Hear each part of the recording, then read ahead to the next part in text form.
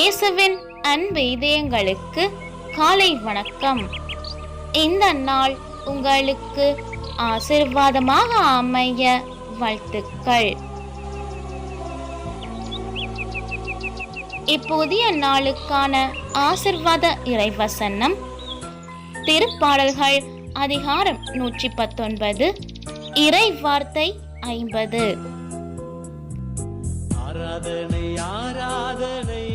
உம் வாக்கு என் துன்பத்தில் எனக்கு ஆறுதல் அளிக்கின்றது, ஏனெனில் அது எனக்கு வாழ்வளிக்கின்றது.